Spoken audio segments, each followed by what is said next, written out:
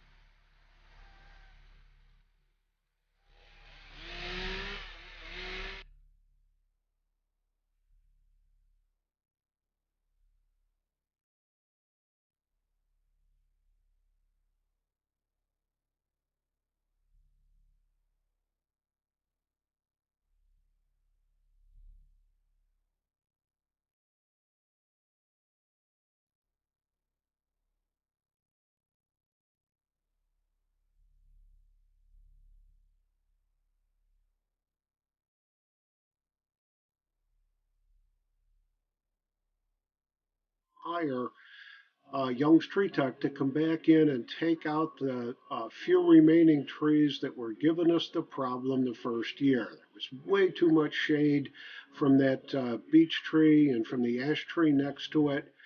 So we had to have them come back in to open up that area fully so that we could really get the benefit of all the sunlight.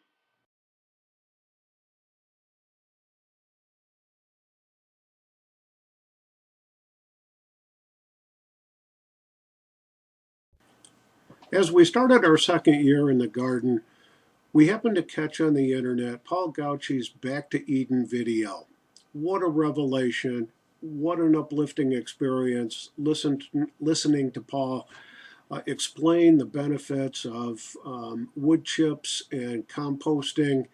It was just a total inspiration to really do that. So we got in touch with Young's Tree Tech again, and they were able to deliver a dump truck load, probably the largest dump truck I've ever seen, of wood chips. Now, they couldn't get it up the driveway, but decided that they were going to put it in the front lawn way out by the road. So it was about a 200-yard trip in my little garden tractor with a 10 cubic foot trailer hauling almost 20 cubic yards of wood chips. Well, I succeeded. Took about 2 weeks to get that all done and spread out.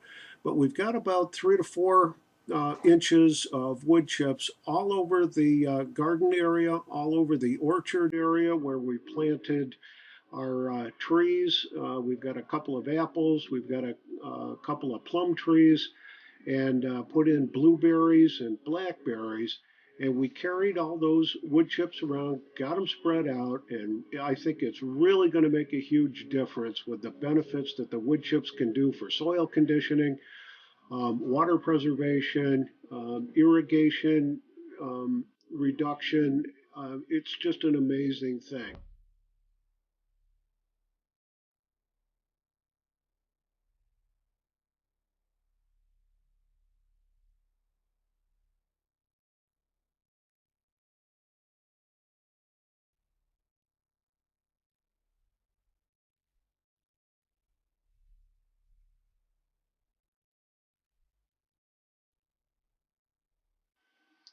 Because we got a lot of first year garden deer damage, we decided after seeing a video on YouTube somewhere that you could actually string 20 to 30 pound monofilament test fishing line around stakes that you drive into the corners of your garden area. So that's what we did.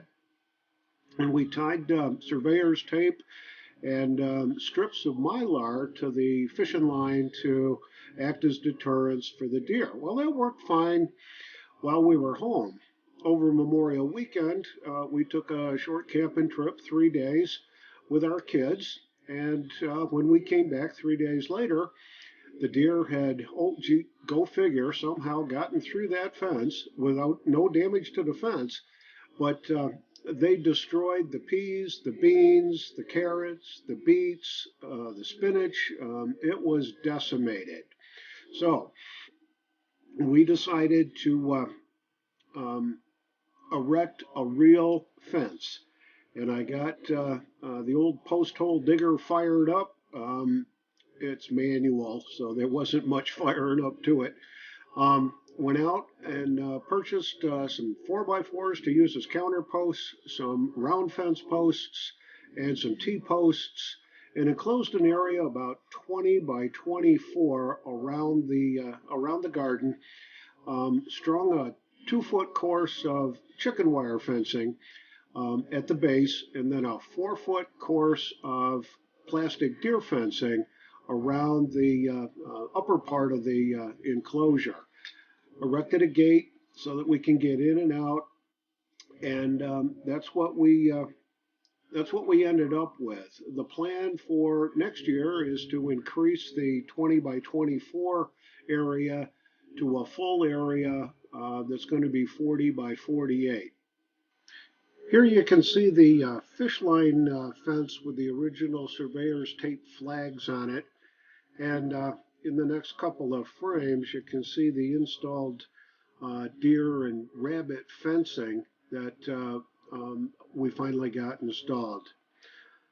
At the same time, I also got out into the back and started clearing the back property line of low-hanging limbs, dead trees, and a lot of the junk weeds that had been growing out there for a long time to just kind of open it up to increase the view into the woods and to, just in case, serve as a fire barrier or a fire break for us in that. Um, as the summer progressed, we decided to plant a few potatoes, which we got some really nice seed potatoes. Got those in an area just behind the garden and put in a 3 foot by 3 foot potato bed so that we could try our hand at potato gardening. We're hoping that everything will come up by the end of October so that we can harvest them. Based on everything I've read, we should get somewhere in the neighborhood of 30 pounds of potatoes out of the 3 pound of seed potatoes that we picked up.